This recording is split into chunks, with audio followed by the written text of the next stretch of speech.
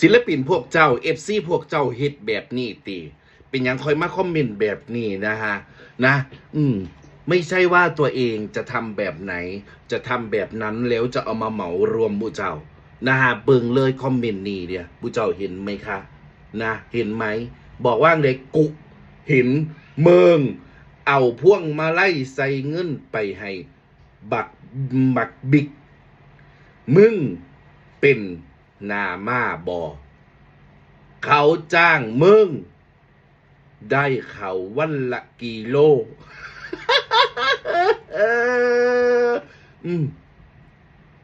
หาสามเอียวว่าสั่นว่ะหาสามเอียวคือหยังตามมูเจ้าตามนะคิดว่าตัวเองทำแบบไหนเฮ็ดแบบนั้นจะมาเปรียบใส่จากผู้อื่นตินะคะมูเจ้าสิ่งที่มูเจ้าคล้องมาไล่หลายๆแต่ศิลปินเจ้านะหน้ามาติเฮ็ดเอาหน้าตินะคะอย่ามาคิดว่าคนอื่นจะเป็นเหมือนคุณนะคะไม่จำเป็นต้องเป็นนามาค่ะฉันไม่ได้ต้องการฉันไม่ได้อยากได้นาขนาดนั้นนะในสิ่งที่มันผิดนะสิ่งที่ฉันทำสิ่งที่ฉันเฮ็ดด้วยใจและความรู้สึกนะฮะฉันวิ่งแล่นไปหาเพิ่นหนึ่งนะฮะฉันชอบฉันอยากสนับสนุนโตเกียวสนับสนุนพยาบาลฟินแลนด์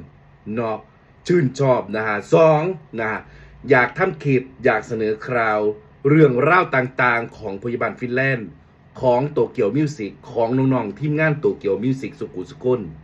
เพื่อจะได้นะฮะเป็นกระบอกเสียงถึงจะเป็นกระบอกเสียงน้อยๆก็เป็นกระบอกเสียงให้เพิ่นได้เพื่อกระจายข่าวสารในเรื่องต่างๆคิวงานเพิ่นแสดงอยู่ไสเพิ่นไปเฮ็ดหยังอยู่ไสเฮ็ดด้วยใจค่ะไม่มีการหัวกันไม่มีการหน้าม้าและเห็นที่ตามเวทีต่างๆคลองให้เพิ่นไม่มีหน้ามาค่ะถ้าประเทศหน้ามาถ้าหน้ามาเป็นจังซั่นนะปีเดียวเพิ่นบ่ได้มีตั้งหลายร้อยล้านดอกค่ะเห็นบ่เพิ่นสร้างออฟฟิศสร้างบ้านหลังละเป็นร้อยล้านออฟฟิศกับหลังบักไงในที่พื้นนั้นใน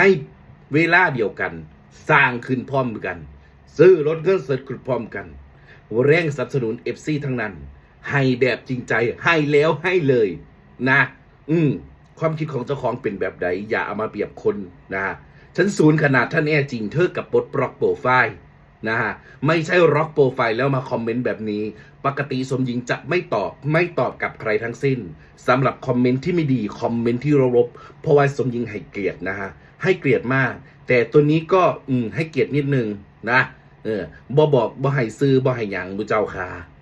ฝากไว้นำอย่าเอาความคิดของตัวเองมาตัดสินคนอื่นนะบอดบิ๊กไม่เคยเห็นจังสันบุเจ้าค่ะและที่สำคัญฉันบ่อยากเอาเรื่องแบบนี้มาพ่วงกับบอดบิ๊กเอามาเพิ่นมาเป็นประเด็นน้ำนะแต่เจ้าดิมาคอมเมนต์ในคลิปที่คอยพูดถึงบอดบิ๊กที่คอยพูดถึงความปังพูดถึงเรื่องเพิ่นใดมาไล่แบบไพเซ่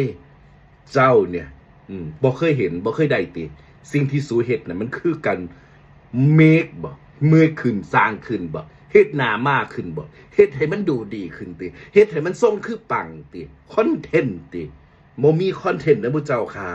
อันคล้องให้บอดบิ๊กนั่นคล้องให้โตเกียวมิวสิกพายซีซุมื้อนั่นเขาพายขึ้นรถตู้เมื่อบ้านตลอดเอาบ่รอบหน้าฉันจะไปถ่ายให้เบิ่งว่าเขาได้แล้วเขาพายขึ้นรถตู้บ่นะอย่าเอาสิ่งที่ตัวเองทำบรรทัดฐานของตัวเอง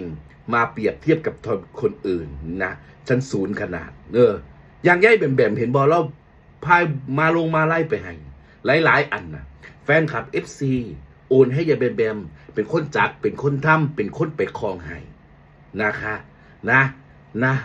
มีแต่ความจริงมีแต่อันจริงๆทั้งนั้นผู้ที่จะมาสั่งเฟกสั่งเพิกบุเจ้าฝากไว้นำคันสิบ่ฉลาดป่านนั้นบ่ต้องคอมเมนต์นะไม่ต้องมาสนใจ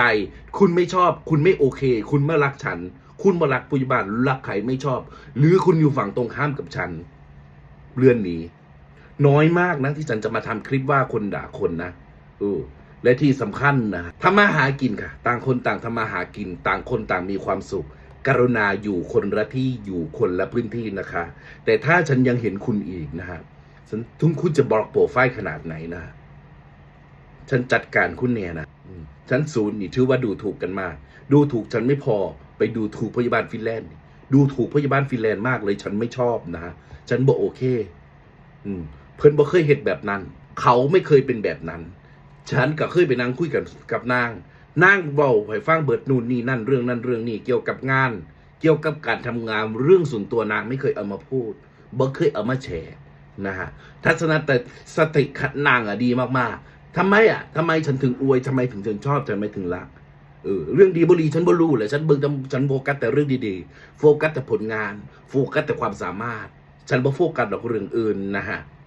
เรื่องครอบครัวเรื่องยาล่างเรื่องพิษกันกับผู้ใดก็ตามที่ฉันบ่โฟกัสค่ะนั่นคือเรื่องส่วนตัวของนางนะฮะจำไว้ฉันฝากไว้เลยนางนี่เด้อศูนย์อิหลีพี่น้องนะเนี่ยศูนย์อิหลีพอมาเห็นมันโมโหมันดูถูกกันเกินไปนะสิว่าฉันสิดูฉันดูถูกฉันดูถูกได้อย่าไปพ่วงคนอื่นมานะฉันจะบอกไว้ให้เรื่องที่สำคัญนะมือหนึ่งฉันก็เล่าข่าวฉันทำข่าว